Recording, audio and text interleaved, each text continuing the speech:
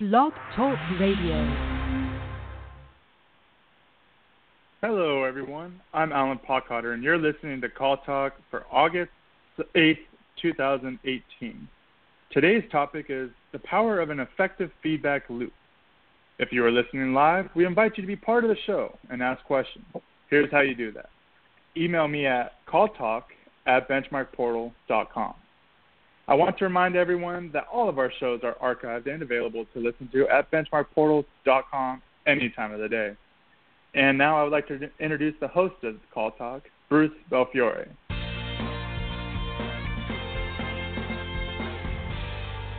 Thank you, Alan, and welcome back to Call Talk, everyone. Well, feedback is the source of information pearls, really the kind of pearls you can use to find problems, get better going forward, which is really the essence of good contact center management. And that's why we wanted to talk more about feedback loops, and we brought in an expert on the topic for you, Dan Handy, the president of Visual Q. Welcome to the show, Dan. Nice to be here. Thanks for having me. Okay, great. Well, by way of introduction, Dan has spent his career merging the technology and business worlds together. In the mid-'90s, Dan was a co-founder of Free Servers, which was a free web hosting site, and he led the division through a turnaround after the economic downturn of 2001. He joined Bluehost as the chief operating officer in 2005 and helped grow that company to 225 employees before selling it. And from 2010 to 2014, Dan took over as general manager and CEO of the Bluehost brands, growing the division to 700 employees and operating at a 48% margin. That's great. Dan's a partner in Peak Capital and Peak Ventures, and as I mentioned before, he is currently the president of Visual Q. So, Dan, just to kick things off, your story is fascinating. You ran a large hosting company that had some unique dynamics that would make it essential to find every efficiency possible. Can you tell us a little bit about that and what you learned about feedback loops in that process? Yeah, sure. Yeah, it would be great. And interestingly enough, too, I didn't put there on my background, but my original first technology job was as a Clipper programmer for a BPO. So I got started early in the contact center industry, and so there at Bluehost, yes, we were a large web hosting company. At the height before I left there, we had about 3 million websites that we were hosted and had about 1.3 million customers, and the average revenue per customer was only about $11 per month. And we had made a conscious decision at Bluehost, too, that we wanted to make sure that we had high-quality technical support, that would be one of our differentiators. So in order to do that, we hired all local U.S. people, and we decided to not outsource our support to other countries.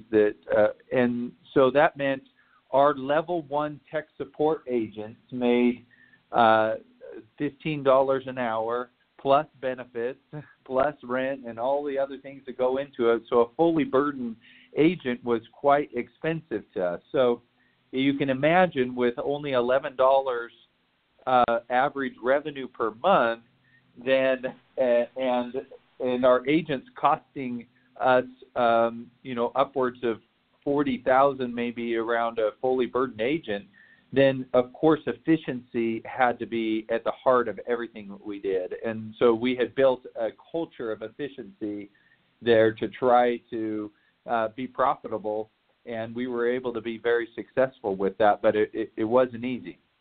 No, it sounds like it would be an uphill battle, considering those challenges.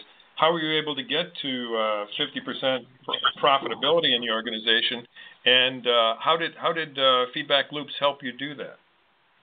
Yeah, so of course you can't do that without just we had to have a culture of efficiency throughout the entire organization. We did many things in terms of automation to help out with that, but a key part of that was the feedback loops, and that's what today's show is about, to talk about that and how you can implement that. And so I want to talk about we were able to stumble upon a lot of principles that later we figured out and got really good at. And there's an article that is on Wired from an author called Thomas Goetz, and he talked about the different stages of an effective feedback loop. And I thought that he explained it really well about the important principles that you need to have to be able to create that effective feedback loop. So let's just run through those 4 stages real quick, and then we could talk about how you implement it and get it throughout your organization. But so the first step or stage of an effective feedback loop is the evidence stage. So in the evidence stage, we mean by aggregation, organization, and dissemination of data. So of course you can't have a proper feedback loop without data being measured and things being measured. And inside of that, it's really important that you measure the right things, that you determine what are the PIs that we need to be able to measure to be able to drive performance for people, and what are the things, how can we get that data? It's also super important in this stage that you make sure that you've got data integrity, that nothing is worse than having bad data, right?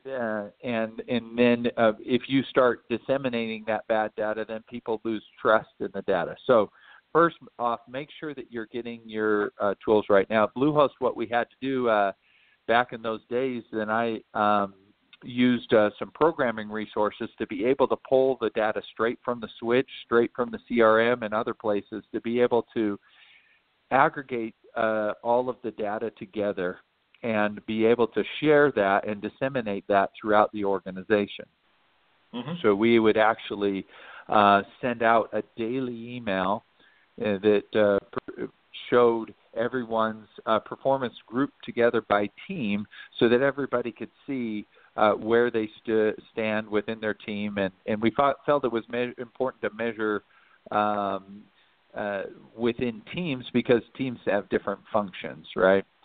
And right. That kind of leads into the second stage, like the relevance stage. So you got to make sure that the data that you're measuring is relevant to the people that are being measured, right? Now we're talking specifically here about agents because that was the bulk of our employees, and in many in your contact center that's the bulk. But really, a feedback loop can apply to any type of position, programmers, IT people, whatever, right? It's the principles are the same. So you need to make sure first you grab the data in the evidence stage. The second stage is with the relevance. So now I've got to make sure that the data that I am measuring and presenting to the person is relevant to that person. Now, this is something that cannot sometimes get overlooked or not done properly. It's really important that you in making that data relevant, that they feel like what they're being measured against is all data that they can affect, right? So you don't want to measure somebody against something that they can't control.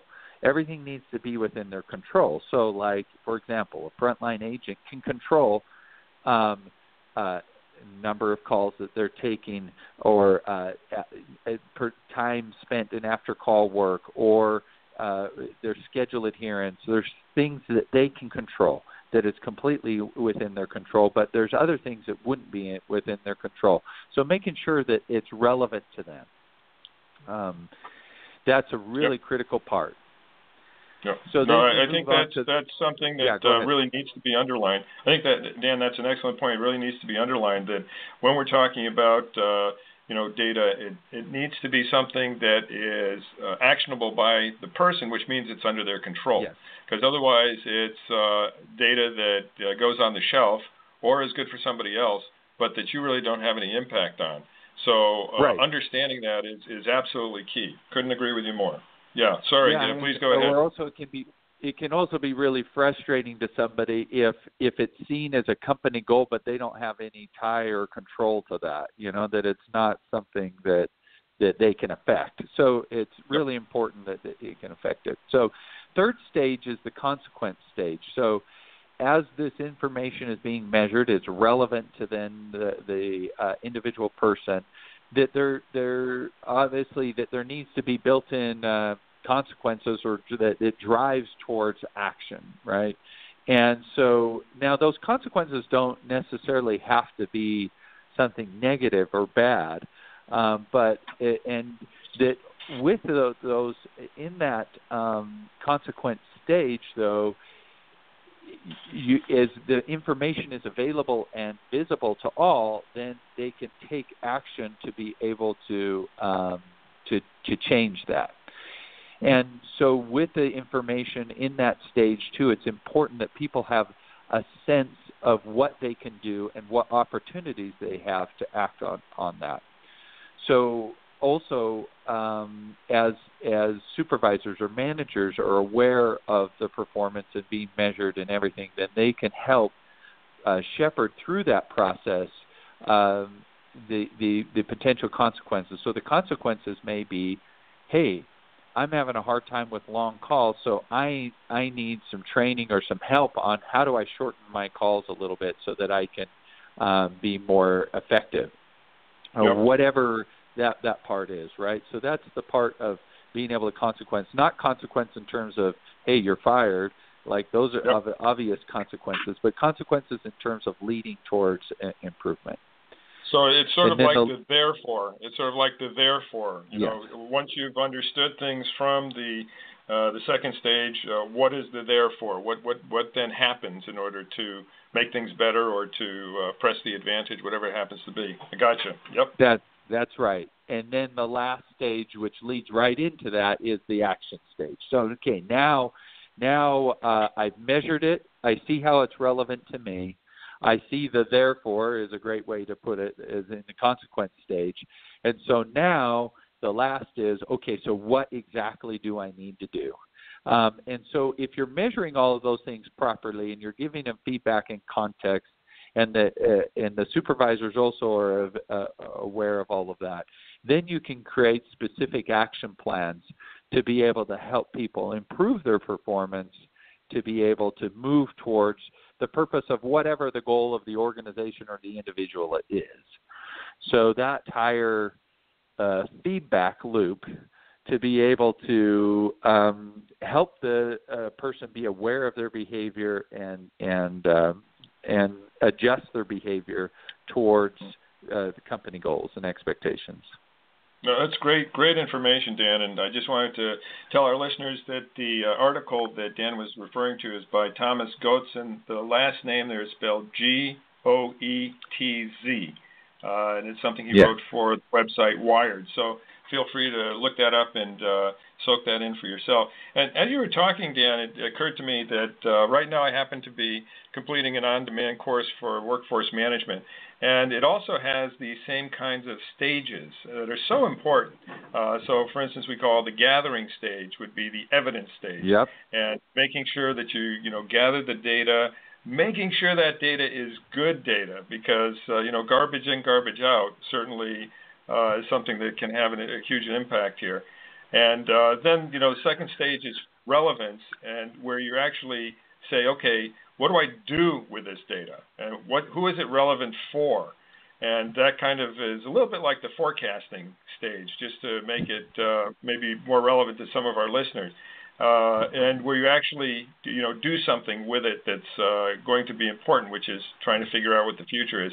And then your third stage is consequence, the therefore, which is sort of like scheduling in workforce management.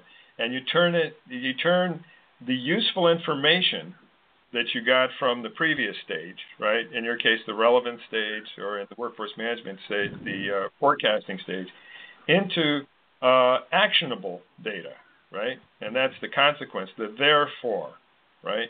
And then you can take the action, which is the last stage that you were talking about. And in the case of workforce management, you go from the scheduling, which would be like the consequence stage, to the real-time optimization stage, where you're just making sure that the whole thing is working. So I think that the way you've broken this out is extremely interesting, and what impact have you seen in your work now when a proper feedback loop is deployed, and if you can give us some details too on what kind of metrics, what kind of things you've actually put into your feedback loops, that would be great. Yeah. So it actually makes a huge difference. I liken the feedback loop analogy to sort of like collecting spare change. Back when my kids were smaller, we collected a bunch of change into a jar, and then we took it to the store and dumped in the change. And I'm thinking, there's probably $100 in there, and out popped like $700, and I'm like, whoa, how could it be that much? That's pretty crazy. And but that's really what you're trying to do in your contact center. When you have a proper feedback loop and everybody's aware and they're responding quickly, then I saved a little 30 seconds on that call. I saved a couple of minutes here in this after call work. I was available 5 more minutes. And then all of a sudden your utilization starts to creep up from 50% to 55% to 60% or higher. And with that utilization, then there's tons of cost savings. And so it's like collecting all that change. But there were rare things that we did at Bluehost that made individual things that made this huge, massive impact. But all the little things and all the little feedback things and trying to get people to take individual accountability for their own performance is really what made the difference. I have a really good friend that ran a BPO, and he said, I noticed that I had huge performance differences in my teams based on their supervisor. And so he said, I kind of ran things like a mini P&L for each supervisor in their team and to try to see things. And I told him, I said, well, yeah, but wouldn't it be better if you had all of your people taking individual accountability for their own performance? And that was the goal that we tried to do by creating these feedback loops. And I'd like to share just 3 other principles with you. We talked about the 4 stages of the feedback loop. And let me give you 3 principles to then implement effectively this feedback loop, because if you don't have it, you won't be successful. So please do. Let me just let's go over those real quick. So the first one is expectations, okay? So if you want people to have individual accountability and self-governance to where they're taking responsibility over their own performance, and you're not waiting for a supervisor to go, beat them over to the head and say, hey, what's going on? How come your performance is poor? It starts with expectations. So an agent must clearly understand what is expected of me every day. What does good look like? What in terms of, we talked about the feedback loop and measuring. So what are those things that are being measured? When they're measured, they need to understand against those measurements, what does good look like in terms of number of calls, average handle time, after call work, all of those things. They need to clearly understand what does good look like, and it needs to be constantly reinforced, because somehow as humans we seem to forget. and so being able to reinforce in their minds, these are the expectations. This is what we expect. Yep. And if I could just add something in there, Dan, I think that is so key that people understand what is expected of them. And the ways that can be brought across to people are a number of ways. One is the basic things should be in your mission statement, right? And there's just tons of call centers that still don't have a mission statement. And so one of the things that I encourage them to do is to make a mission statement that is in keeping with their corporate mission statement so that they're supporting the corporate mission, and then actually put it on the wall so that, when you're talking about expectations, these are the first expectations, is that everything is in line with that. And then you can have goals that go with it, which I think are very compatible with what you're talking about. And those goals can also be stated and written down and put on the wall. And that way, people will know. And because it is so important. If I could just tell a quick story, that I've told before, but anyway, one of my former colleagues was put in charge of one of the AT&T centers back in the 1990s. And she inherited a center, which was one of their 23, I think it was, centers, and hers was third from the bottom, and in terms of performance metrics. And a year later, her center was third from the top. And I said to her, how did you manage to do that? And she said, Bruce, I let everyone know. He said nobody had ever told them before what they were being measured on, how they were doing, and all that sort of thing. I let everybody know. And what you're saying is then the expectations were clear. They talked through so that everybody understood. And at the time, they didn't have an ability to technologically sort of bring it down to the individual level. But today you do. So, I mean, all those things that you were saying certainly are implementable these days.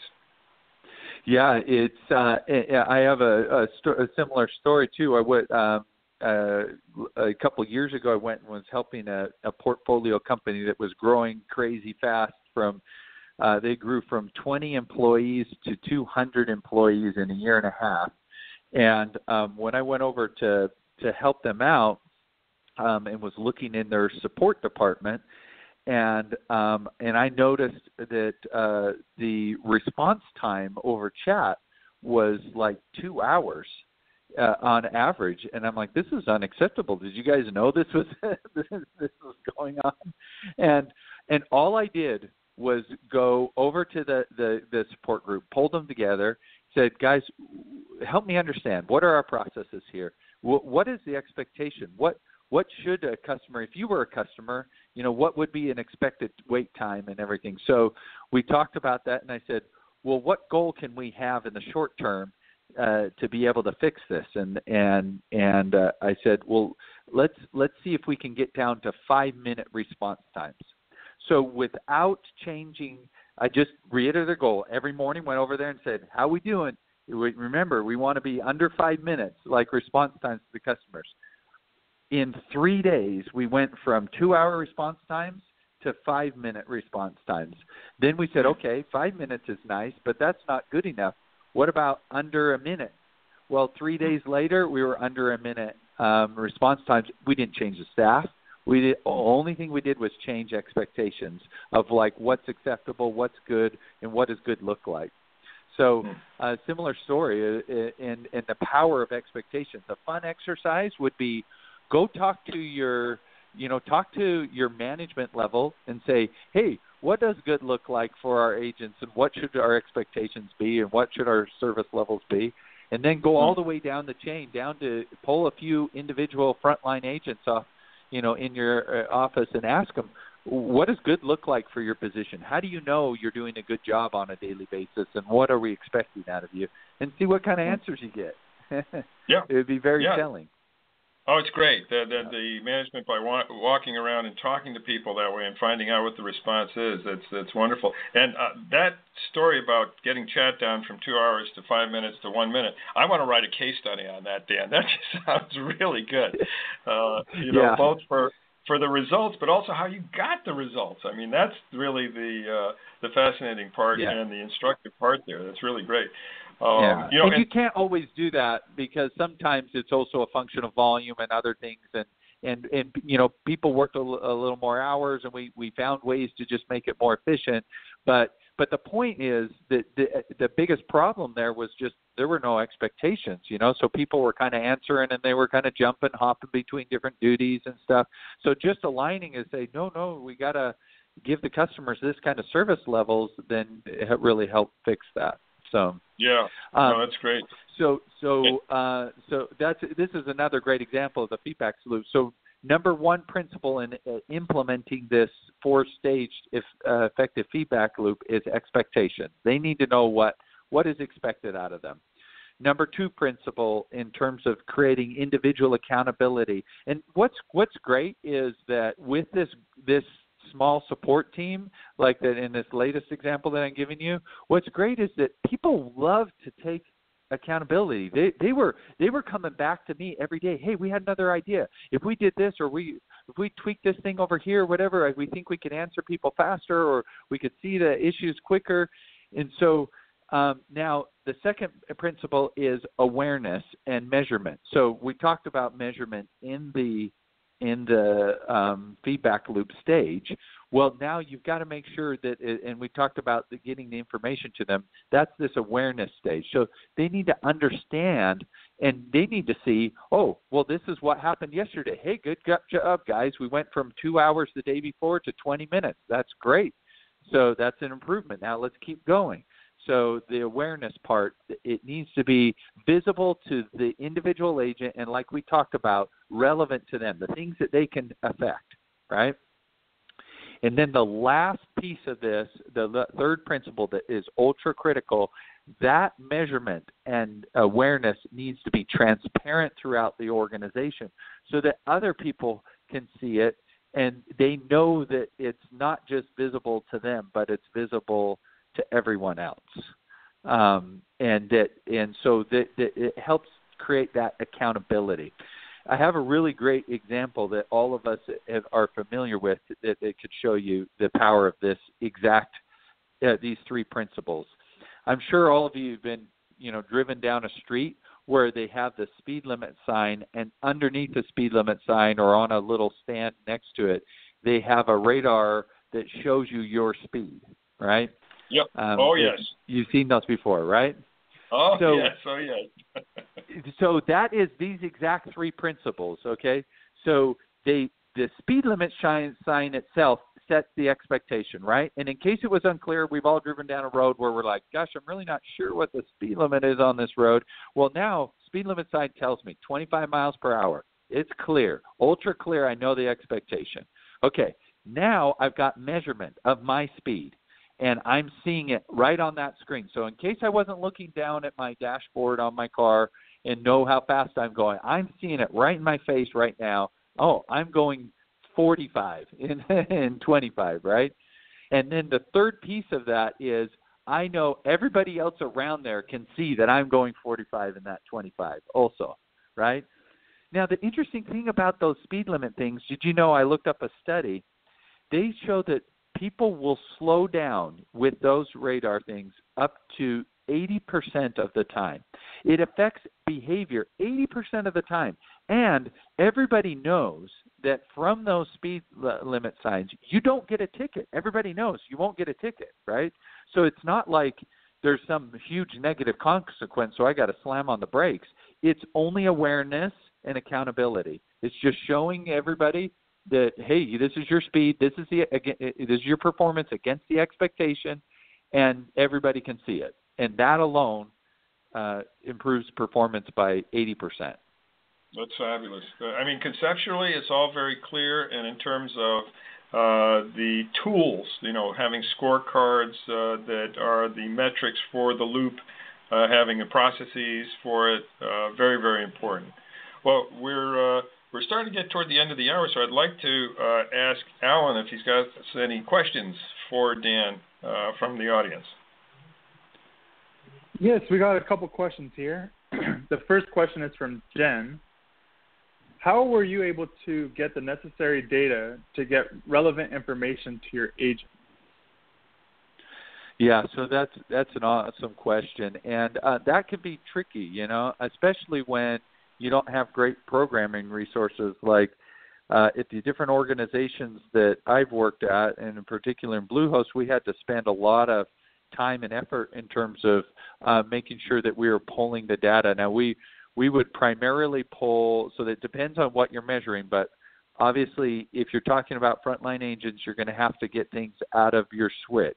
So now your phone switch or your automated dialer to be able to pull, average call time, number of calls, and all of those kinds of things. You can get all of that information out of there. If you've got a switch that's in the cloud, they might have an API that you can pull from, or you can look at log files if they're there, or on-premise switches tend to have sometimes ways to be able to access the data out of there too.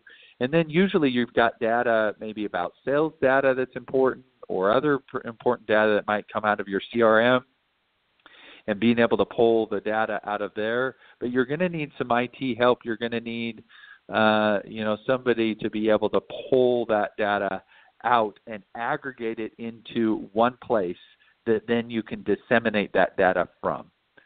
So it can be a little bit tricky, and it requires some technical resources, but that's a place that you can get started. And, one of the things that our experience has shown is that getting these reports, getting these dashboards together, et cetera, are definitely worth it, can have very high ROI, particularly when the information is used the way that you've been talking about, Dan, which is to create expectations, awareness, and the transparency. So very, very good points there. And in addition to the ACD, if one of the things that you're trying to make sure that is watched is adherence, then of course you need to have a workforce management system, because that's the only way you're going to get your adherence. So knowing where all that information is from and the best way to put it together so that it becomes a useful feedback loop is key to all this. Okay, great. Yes. Alan? Oh, I'm sorry. Did you have more to say on that, Dan? No, I totally agree with you. Yeah. Okay, great. Alan, I think we have time for one or two more. Yeah, we got a couple more questions left. The next one is from Peter. He said, you mentioned that effective feedback loop can contribute to lowering attrition. Why do you think that is? Yeah, so this is something that is extremely interesting. So primarily when you talk about the feedback loops, we're talking about increasing efficiencies and everything, but it also can really help in lowering attrition. And that is, there's lots of studies that show why people quit their jobs, and one huge reason is their direct boss or person that's over them.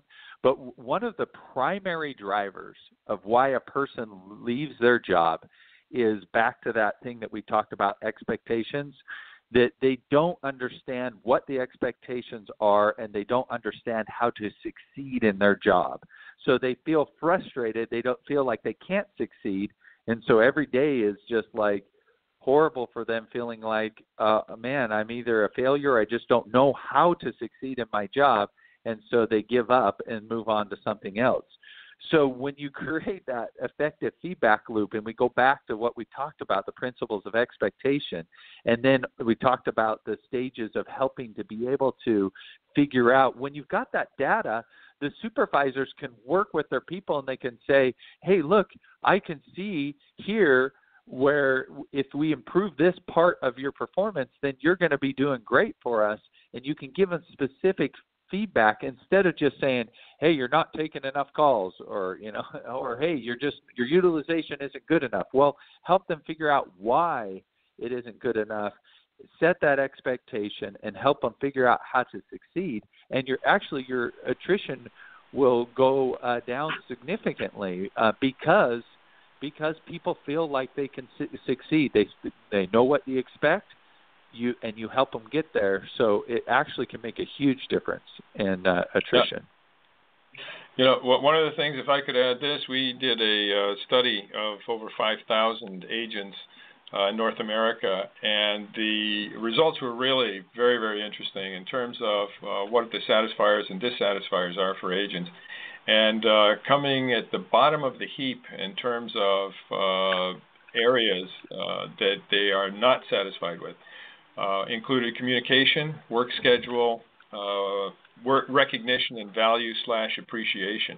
And the communication and the value/appreciation are really spot on for what you've been talking about, Dan. Exactly. And I think there can be a lot of people who could take the advice that you're giving and improve their morale and also the retention that they have in their centers. So that's great. Well, let's see. I think we can maybe do one more quick one. Alan, do you have one more? Yeah, I can pull a quick one up. We have one from Tim. He says, what if you do not have a team of developers to help collect appropriate and accurate data? Yeah, so that can be tough when you don't have the technical resources to be able to do it.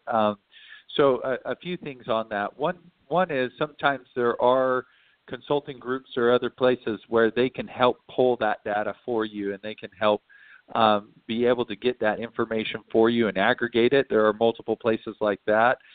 Nowadays, too, there are more and more software that will plug into your switch, your ACD or your phone switch, or will plug into your CRM or different things. So you can definitely look around for apps and add-on apps that you can add that would easily give you some of this data and make it more visible.